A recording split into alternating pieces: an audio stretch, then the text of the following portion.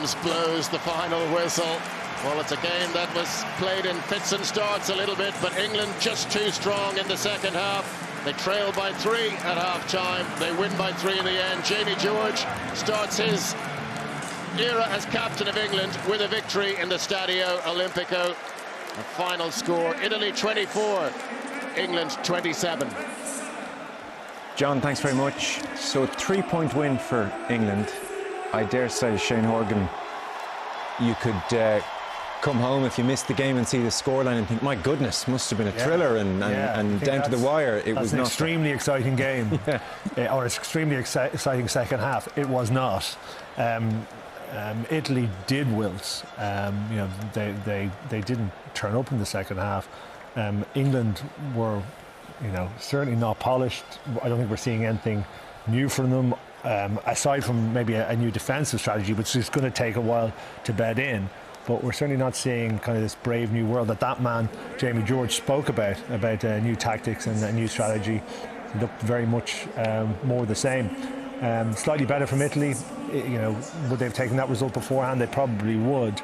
But always a frustration that they managed to pull out something and when the clock goes red, which is worth nothing. Yeah, strange kind of moment, because Andrew, I would say for the entirety really of the second half, until they had a shot at the end, Italy did very little in attack, and you kind of wonder where all the purpose and intent of the first half went when they were ahead at half-time. I mean, to use that word wilt again, they certainly didn't blossom. We agreed on that much in the second half, whether they wilted or not.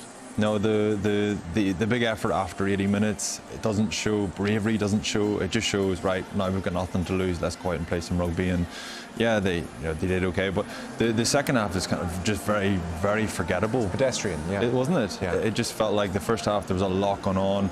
England, that brave new world that you're talking about, Shaggy's talking about, England played a lot more rugby in the first half and probably got themselves in more problems as a result.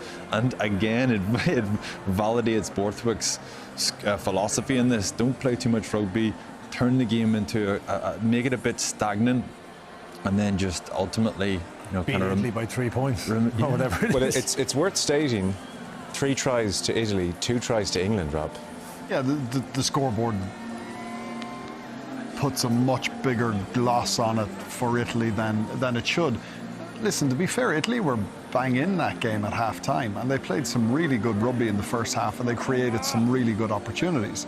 They didn't fire a shot at all in the second half. Now, partly that was due to England's defensive system looking a little bit more solid. They understood what they were trying to do. They were more aggressive, making better reads in terms of the system.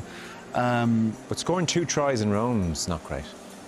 No, listen, our big question mark about England before the game was, are we going to see a new strategy from them? Are they going to play a little bit more attacking rugby? And, to be honest, I don't think we really did. You'd expect an Ireland or France to put a big number on that Italian team tonight. Joe, that feels like a second half performance that we've seen from Italy many, many times.